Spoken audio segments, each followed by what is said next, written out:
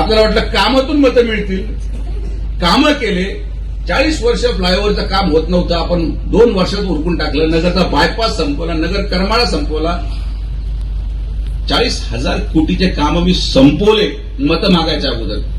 पण काय जमलं नाही मला बनेनवर फिरता आलं नाही, रस्त्यावर झोपता आलं नाही. जे काम ग्रामपंचायतच्या शिपाईचं औषधी फवारणी ते जर लोकप्रतिनिधी करायला लागले तर मग सदस्यांनी काही निवडणूक लढवायची का? ही ऍक्टिंग आपल्याला जमली नाही. खोटे शब्द आपण दिले नाही.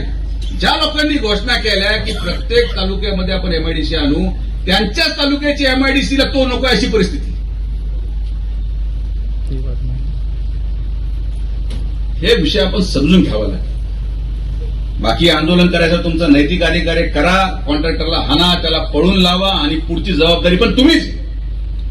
नाहीतर मग सहकार्य करा, थोडा त्रास सहन करा. याच्याकडून हाणून ठोकून कसं तरी काम पूर्ण करून घेऊ. एकदा तरी स्वप्न पाहू दे की गाडी 100च्या स्पीडीतून निघाली तर नगरला पोहोचल. स्वप्नातच गाडी चालू राहील. तुमच्यापेक्षा या रस्त्याची गरज मला आहे. हा रस्ता मी तुम्हाला पूर्ण करून देईन. ठीक आहे, त्याच्यामध्ये चुका होतील, कधी खड्डे पडल, तुटल, पण रस्ता होईल आणि परत दुरुस्त करू ना. दुरुस्त करायचं तरतूद त्याच्यामध्ये आहे. 10 वर्ष त्याला दुरुस्त करायचं आहे. खड्डा पडला का 10 लोक व्हिडिओ काढायला पोहोचतात, पहा खड्डा पडला. मग ट्रॅफिक पण सांभाळा ना बाबा. नुसतं व्हिडिओ कशाला काढतो? 3-3 तास लोकांना जाम मध्ये उभं राहावं लागत होतं, तेव्हा पुढे होते सगळे यार.